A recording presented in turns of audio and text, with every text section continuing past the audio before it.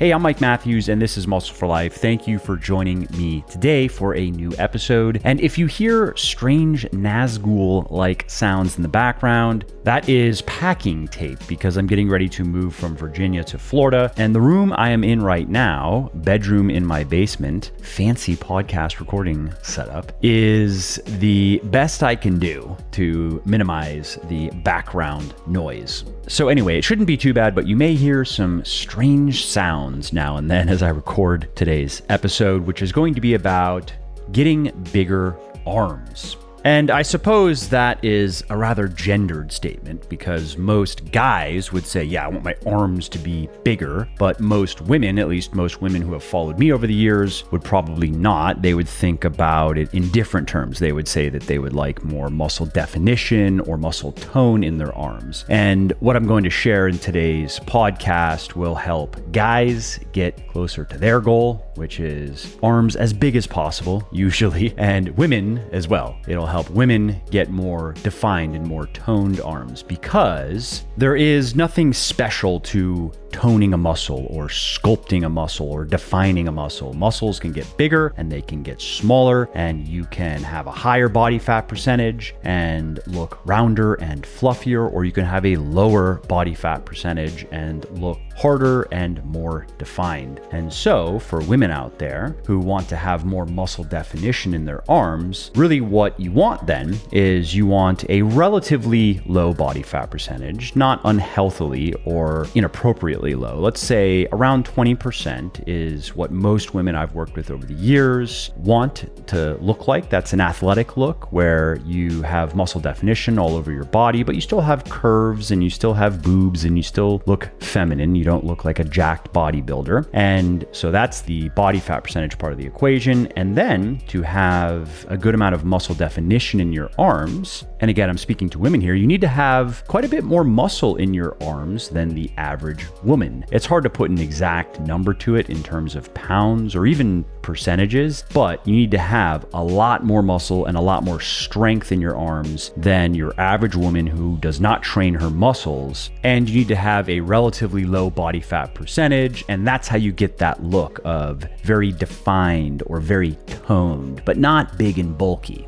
And so in today's podcast, I'm going to share with you my favorite tips for getting better arms, fitter arms, bigger arms, more defined arms, more toned arms. Again, you can understand that in different ways. And also what I'm going to share with you in this podcast is going to be a bit different than what you may be used to hearing. If you look around online, you'll find a lot of arm workouts that are all about bombing your biceps and blitzing your triceps, doing a ton of volume usually, and using various fancy training techniques like drop sets, supersets, giant sets, and so forth, with the apparent goal of paresis, of paralysis of the limbs. Like when you can no longer move your arms, that's when you know you've done an effective arms workout. And while that type of training can be fun, I used to do a lot of it a long time ago, it is not nearly as effective or enjoyable as what I'm going to share with you in this podcast.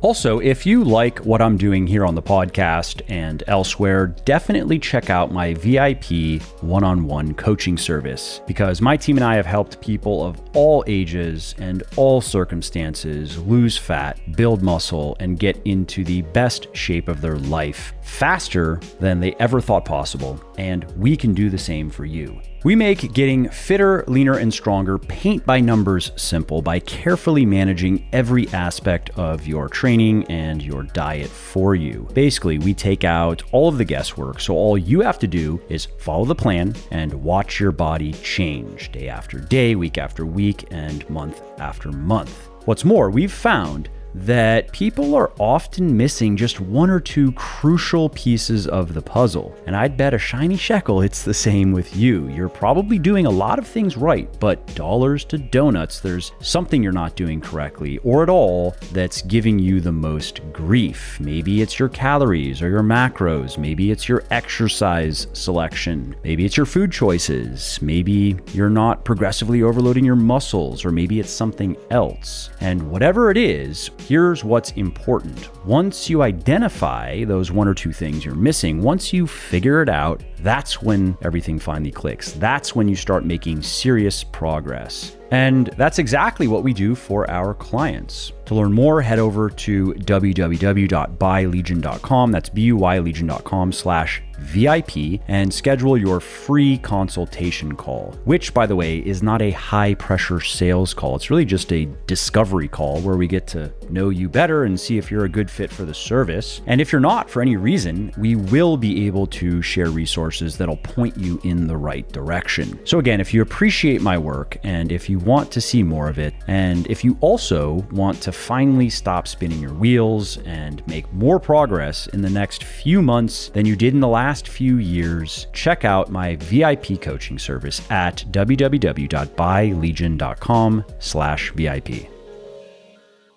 Okay, so let's start this podcast by biting directly to the center of the Tootsie Pop. Let's start with my top 5 tips for better arm workouts. And the first one is to use both compound and isolation exercises for your arms. Now, many people think that isolation exercises like biceps curls and triceps extensions are the best way to gain arm size, to add lean muscle to their arms. But research shows that compound exercises like the pull-up, chin-up, and close grip bench press are actually more effective in this regard. What's more, studies show that adding isolation exercises to a routine that focuses on compound exercises is even more effective. It improves muscle growth in the arms even more. So, arm isolation exercises certainly should have a place in your program, but you should make sure that they are coming later in your workout. They should come after your compound exercises, and those are the ones that you want to focus on the most in terms of ensuring that you make progress. And that exercise ordering is a major component of that, because what you'll find is if you are starting most or all of your workouts with heavy compound lifting, let's say you're doing 1, 2, or even 3 compound exercises with relatively heavy weights, let's say anything over 70% of your 1 rep max. So you're doing sets of no higher than 12 reps and below, you're going to find that when you come to your biceps curls or any sort of triceps specific isolation exercise, it is going to be hard to progress in those exercises if you are progressing in your compound exercises. And that is totally okay. That is normal. And that is what you're going for. Now, ideally, of course, we would want to progress on everything, but because of how much energy and how much effort it takes to progress in a bigger compound lift, like, for example, a bench press, any variation, an overhead press, any variation, it is going to mean slower progress on those isolation exercises that come later in the workout. But that doesn't make those exercises ineffective. They are still effective volume, assuming you are using proper form and you are ending your sets 1 to maybe 2 reps shy of muscular failure, which would be a little bit aggressive for your big lifts. I would recommend ending most of those sets with 2 reps still in reserve. So 2 or maybe even 3 reps shy of muscular failure, at least in your first set or 2, maybe on your last set of a compound exercise. If you have 1, maybe 2 reps left, that's okay. But with isolation exercises, you can push a bit closer to failure. You can end all of your sets 1 to maybe 2 reps shy of muscular failure. And in your last set here and there, if you are pushing to 0 reps left, so that was really your last rep that you could do, you would have failed on the next rep, that's okay as well. Whereas with compound big lifts, I would not recommend doing that, certainly not on a regular basis. If you are following a program like my Beyond Bigger, Leaner, Stronger program, and you are doing a round of AMRAP, as many reps as possible every 4 months, like you do on that program, to see where your strength is at, then I think it's okay if you're going to push real close to failure, a 0 or 1 rep left in reserve type of set, but that should not be the normal in your week-to-week training.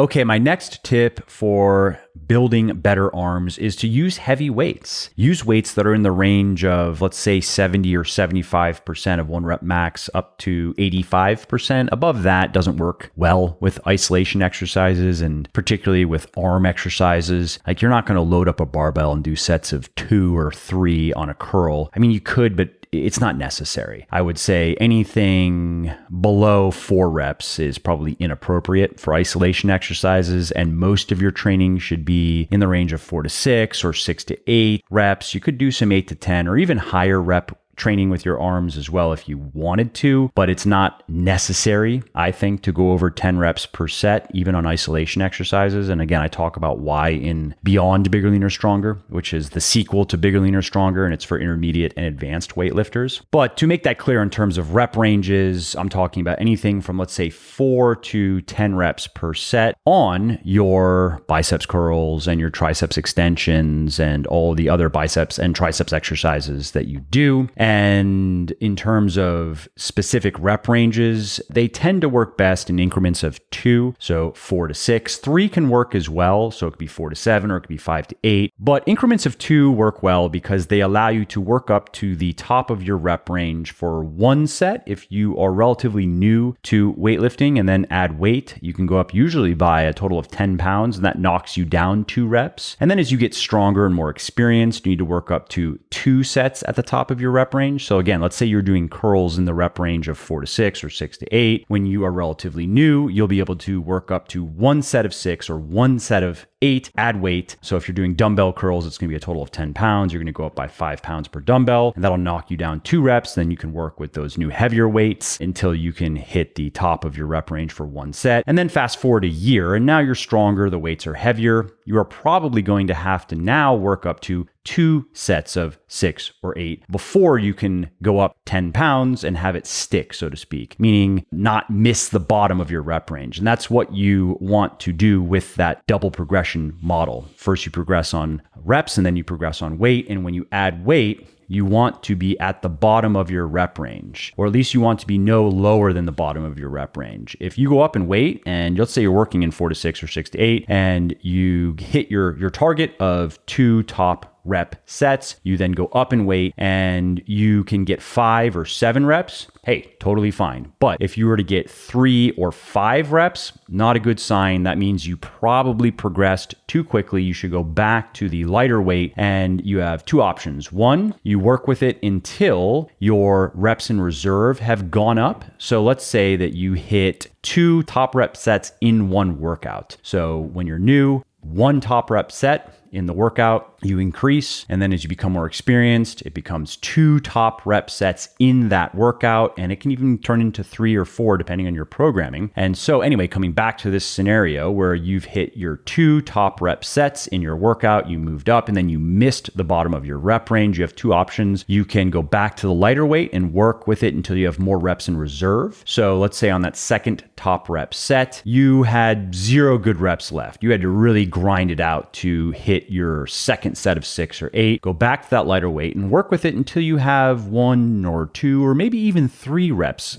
in the tank, and then you will be able to progress. So you can do that. Or if that's not the issue, if you weren't grinding your final top rep set, you can then add another top rep set to your progression target. So now you're going for 3 top rep sets before you progress, and then you'll find that it can stick. And the reason I recommend doing a lot of heavy weightlifting for your arms, as opposed to what many other people promote, which is a lot of lighter weight, very high rep stuff, finisher exercises, they call them, or pump workouts, where you're doing lighter weights and 15, 20, 25 plus reps, sometimes going to muscular failure, sometimes going close to it, and sometimes ending far from muscular failure. Some people pitch that as a quote unquote an easy way to gain arm mass because you don't have to work that hard if you're taking 20-pound dumbbells or 25-pound dumbbells if you're a relatively strong man and doing sets of 15 or 20, for example. And the reason I don't recommend doing much of that, and I do recommend doing a lot of heavy traditional weightlifting for your arms, is the same reason I recommend that for all the bigger muscle groups, because the weight of the evidence is clear. That style of training is more effective for gaining muscle and strength. And that applies to all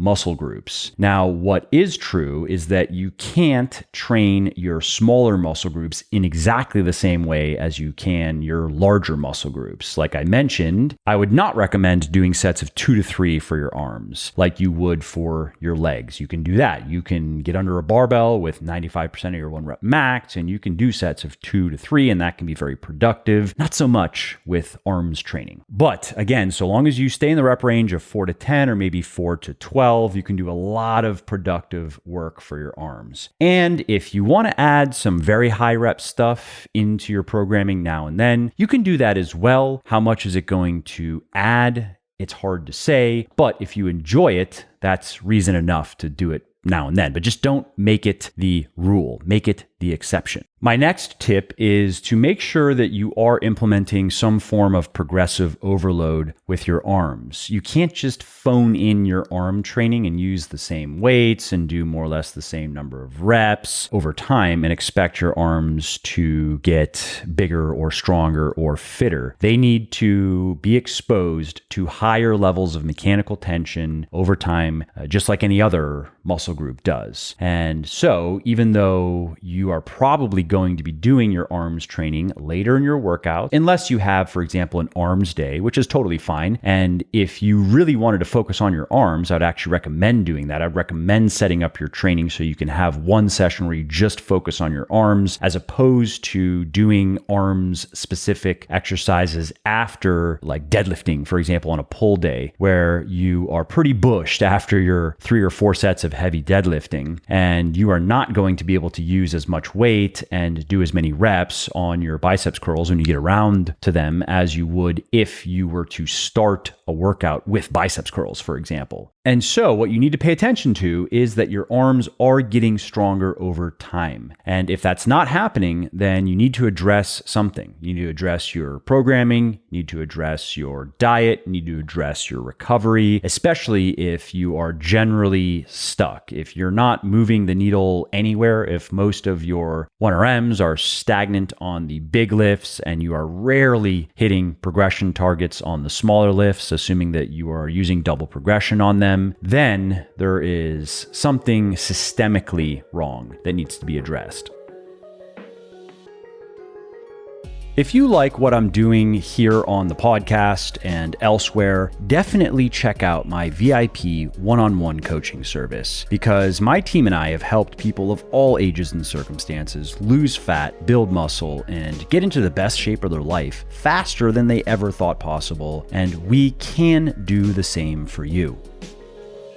Okay, my next tip is to put just as much effort into training your triceps as your biceps. And this is particularly for men, but I would say it also applies to women, because most of us, when we think of having great arms, we immediately think of biceps, big biceps or very defined biceps. And ironically, the biceps contribute substantially less to arm size than the triceps. The triceps are a much bigger muscle group. For most people, well-developed triceps will account for anywhere from 50 to 70% of their overall arm size. So if you are particularly going after big arms, you want big triceps. This is one of the little-known quote-unquote secrets to having big arms. Have big triceps. And my next tip is to use different exercises that train every portion of your arm muscles, of your biceps and triceps. I'm leaving out forearms because most people are not concerned with training their forearms, especially if they do a lot of heavy pulling. Their forearms tend to develop nicely, just so you know. So anyway, when you are programming your arms training, it's smart to include a variety of different biceps and triceps exercises, because research shows that varying the position of your shoulder and your upper arm when you perform biceps and triceps exercises trains those arm muscles in slightly different ways. And that can help your bottom line results. That can help you get more muscle and strength out of your workouts, and it can help you avoid muscle imbalances. So for example, if you are currently only doing standing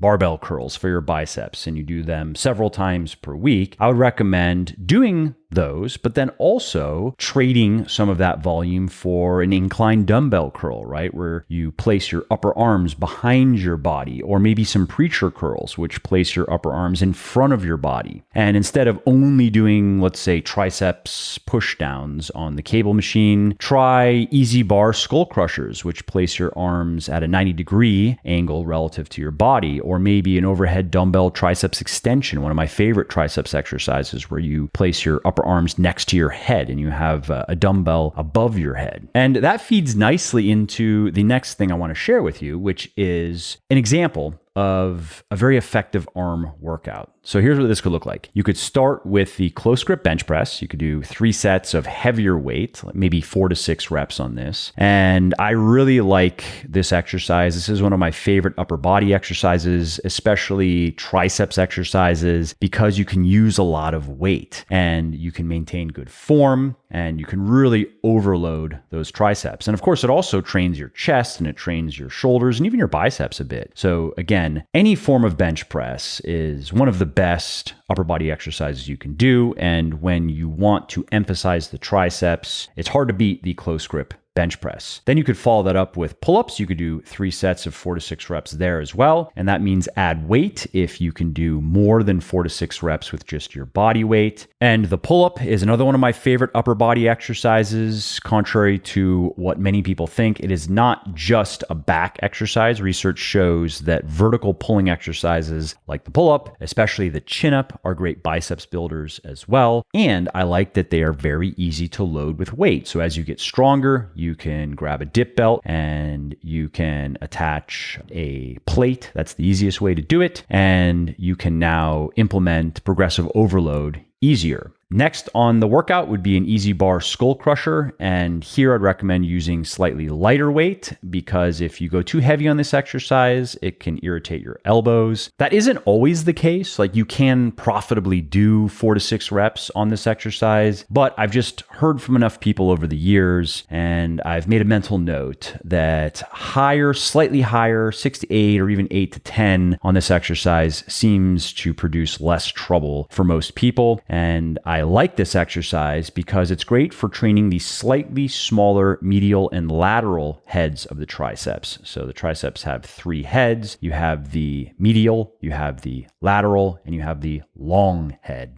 And the long head gets a lot of the focus and the glory because it's the largest. But as I mentioned earlier, using exercise variations to train the muscles in slightly different ways allows you to, in the case of the triceps, put some emphasis on the other 2 heads that you're going to want to fully develop as well. And so that's that exercise. And you could do 3 sets of, let's say, 8 to 10 or 6 to 8 or 4 to 6 if this exercise has never bothered your elbows, even when you go heavy, that would be okay. And then in the workout, we will move on to a barbell curl, 3 sets of, again, 4 to 6, 6 to 8, 8 to 10. You can choose whichever fits your liking or fits your general programming. And as far as biceps curls go, the barbell curl is the king or the queen, if you like, because it allows you to use as much weight as possible and use proper form and not increase the risk of injury. It's not a dangerous exercise and you can load it heavy. Okay, so that is a good example of an effective arms workout, a balanced workout that trains your biceps and your triceps. Let's now lay out a biceps workout. You want to have just a biceps day or just a biceps session, let's say. How would that look? What would I do? Well, I would start with the chin up. I would do 3 sets of heavier lifting here. I'd probably do 4 to 6 because that is easy to do with the chin up. You can load it safely, you can load it effectively, and research shows that it emphasizes the biceps more than the pull-up. It, of course, does train your back as well, but the chin-up is really one of the best biceps exercises you can do because of how much stress it puts on the biceps and because of how easy it is to effectively load with a dip belt. And then I would move on to an easy bar preacher curl, and I would do 3 sets of slightly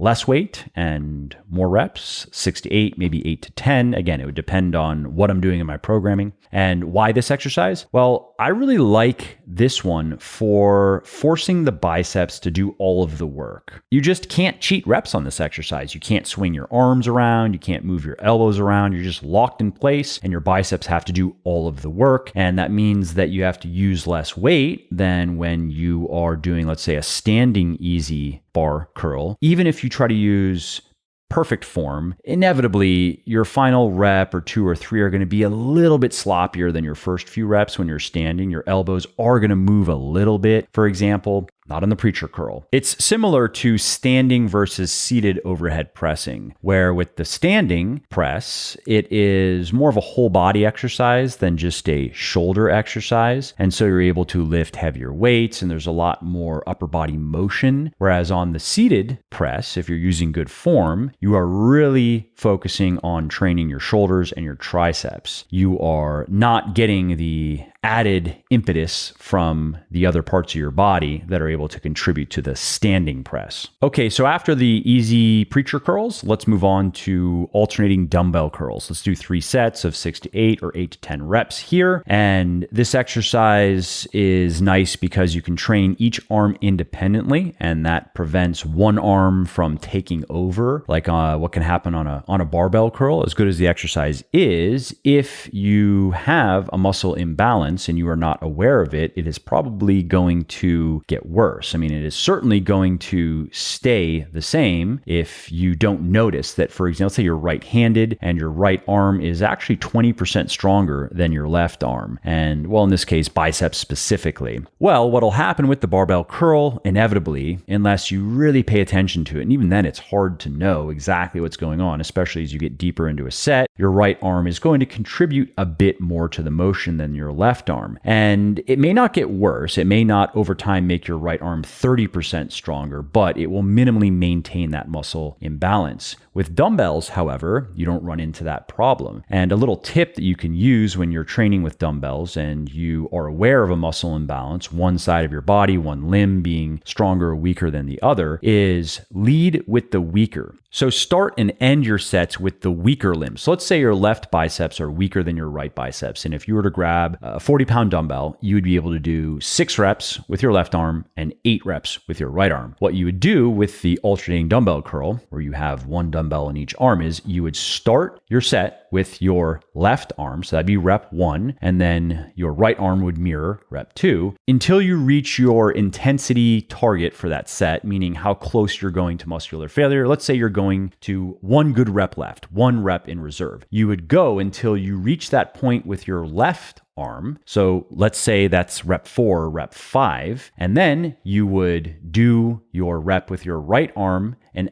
end the set there, even though you could do maybe several more reps with your right arm. And if you do it that way, it allows your left arm to catch up to your right arm. Whereas if you start and end your sets with your right arm, your strong arm, what can happen is you are doing your set, you're doing your reps, and it's getting pretty hard for your left arm, less hard for your right arm. You do a rep for your right arm, and then your left arm fails. You can't do it. So now you have done 1 additional rep for your strong arm, which is not going to help correct the muscle imbalance, especially if you do that often. Okay, so we have done our dumbbell curls. We've done our 3 sets of 6 to 8 or 8 to 10 reps, or maybe 4 to 6, depending on your programming and your circumstances. It's worth mentioning that in my own training years ago, when I discovered the importance of lifting, discovered in the sense of learned, I didn't make the discovery. I just learned that lifting heavy weights is more effective than doing very high rep style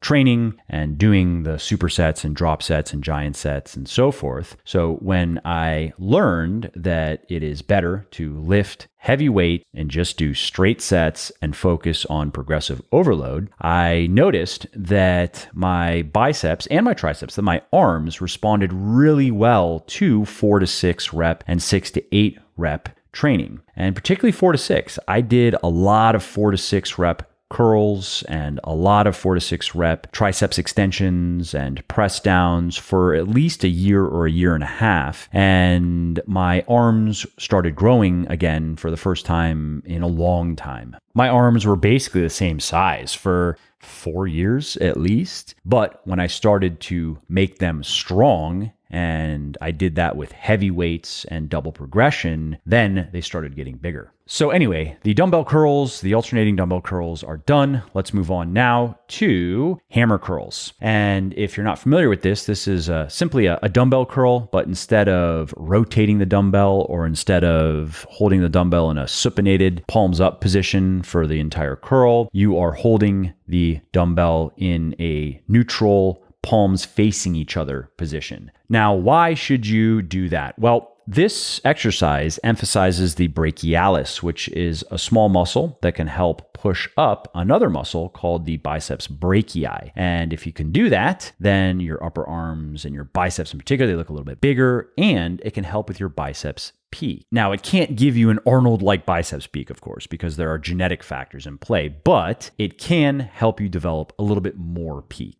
Okay, so that's it for an example of an effective biceps workout. Let's do the same thing now for triceps. What if you just want to focus on your triceps? Well, I would start with the close grip bench press again. I would do 3 sets, heavy weight, 4 to 6 reps. And then I would move on to the easy bar skull crusher. I would do 3 sets of 6 to 8 or 8 to 10. Or 4 to 6 if I knew that it wasn't going to piss off my elbows. And that exercise has upset my elbows in the past, and it has also not upset my elbows. Seems to be a bit random, but if I use a little bit lighter weight, then I consistently don't have issues. So that's what I do now with that exercise. Then I would move on to a dumbbell overhead triceps extension, and I would do 3 sets here of 6 to 8 or 8 to 10. And this exercise, like the skull crusher, is excellent for training the smaller medial and lateral heads of the triceps. Of course, it trains the long heads as well, but it is particularly good for placing emphasis on the smaller heads. And then I would end with a cable triceps press down. And as far as an attachment, you can use an easy bar, you can use a straight bar, you can use a rope. Those are my favorite attachments. And I like to alternate between them. So I will use one attachment, usually for an entire macro cycle of training. So for 4 months, I'll use one attachment, and I'm currently doing triceps press downs twice per week. So on the first triceps press down, the first round of it, I will use one attachment. I'll use the easy bar. That's what I'm doing right now. And then on the second round, I'll use a different attachment. The rope is what I'm using. And I'll do that for an entire macro cycle, 4 months. And then I'll change it up. Let's say I'm going to continue doing 2 rounds of triceps press downs. Maybe I will use the rope